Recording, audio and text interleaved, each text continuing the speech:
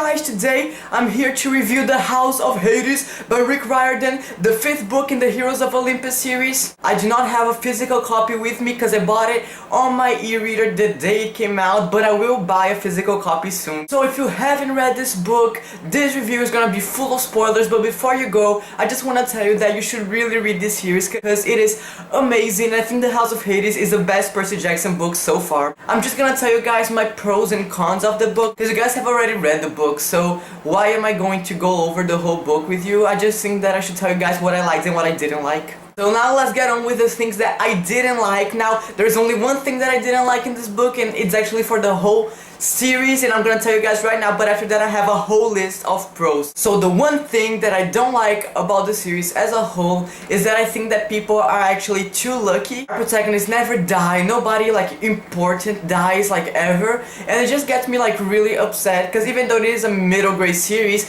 I just wanted to have more emotion to make it more realistic. So yeah guys, that is my only con. Now let's get on with the pros. We obviously have the characters. Rick Riordan is amazing at crafting characters, and even though there are some characters that people have troubles with, like Jason and Piper, and I get it because they don't have as much of an impact as other characters like Leo, Percy, and Annabeth, they are still good characters that I think that have a lot of potential, and that Rick Riordan will show that in the last book. I want to talk about each character in particular, each of the 7 and maybe some other people. Let's start with Percy and Annabeth. I put them in the same category because they are in the same condition. They are both in Tartarus. And I loved how they got the spotlight in this book. I thought, I was afraid that maybe this book was just gonna be the other people trying to find them, and then the last book was just gonna be they getting out of Tartarus. But no, Rick Riordan divided the book into outside of Tartarus and in Tartarus, and I think it was really well done. I loved following Percy and Annabeth. There were times in the book when I was just like, oh my god, I just want to read what Percy and Annabeth are doing now. Because it just had so many adventures, and it was one tragedy after the other, one problem after the other, and they all solved it so nicely.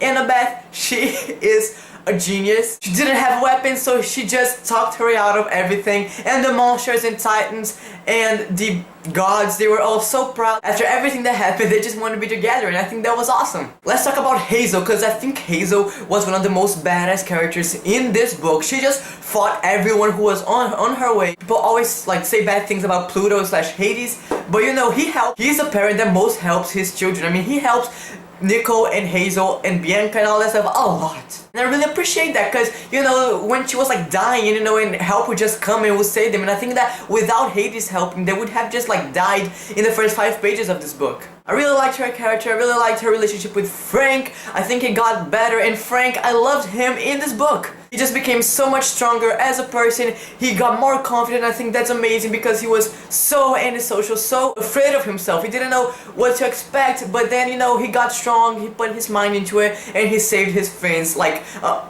billion times in this book. And he got the help from his dad, and it was so nice. I just really liked it. Let's talk about Jason and Piper. Jason and Piper don't show up a lot in this book. They have chapters because all of the 7 have. Piper changed a lot throughout this book. She became stronger. She woke up. She was like, I need to learn how to fight. I need to learn stuff because, there's a war coming. She just worked and worked and worked and, trained with Hazel and stuff. And the snow goddess Kion came. She was able to fight her, and then she was even able to wake up fastest using charm speak. Jason was good in this book. I mean, Jason, for me, is always like in the background. He's always that secondary character guy who we don't really remember until there's a chapter of him. So I don't think Jason makes the best impression out there, but I do think he has a lot of potential as a character, and I think he can get better in the Blood of Olympus, which I'm really hoping. He's always one of my favorite characters in this series. He's just so awesome, so cool, so optimistic. He always thinks the best out of everything, and I think that's really nice, and I think that's really something that everyone should follow. Kion attacked the ship and just threw Leo out. I didn't know what's gonna happen. Where's Leo gonna land? I had read online before that Calypso was gonna be in this book, but it didn't even cross my mind that something like that would happen. Leo landed on Calypso's dining table, and he wanted to get out, but he can only get out if Calypso falls in love with him, but Calypso hates him. I thought it was really good, and it just made me happy throughout the book, and while Percy and Annabeth are dying in Tartarus, there's some hope in the world. Yes. And then when they finally fall in love and they make plans for the future and stuff, the raft comes and Leo has to go, but he swore on the river Styx that he would come back, and I just really want some closure on that. In the Blood of Olympus there should be like an epilogue just with Leo coming back for Calypso. Now let's talk about something else that makes these books really unique for me, and that is the funny parts. There's one part that I don't think should have been funny, but like right in the beginning of the book, in the first, I say 100 pages, outside of Tartarus, every time somebody said Percy or Annabeth's name, the other people would be just like,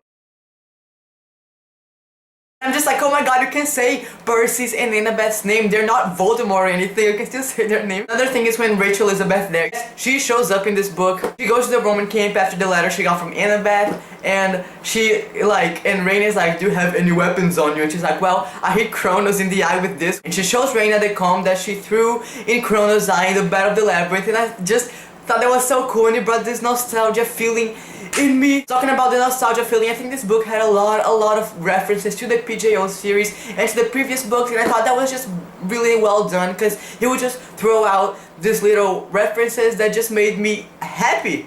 Percy was going to the elevator scene, he and Annabeth, and he just started remembering everybody who died because of him, and then he just remembered about Selena Beauregard. Just Selena Beauregard's death was one of the biggest plot twists, and she being a traitor was just this gigantic plot twist. So yeah, guys, in the end I give The House of Hades by Rick Riordan 5 out of 5 stars. It was really good. I really recommend you all to read it because it's just such a fun series. Please read the PJO before you read the Heroes of Olympus, because the references are what makes these books even better. Thank you for watching, guys, and I'll see you next time.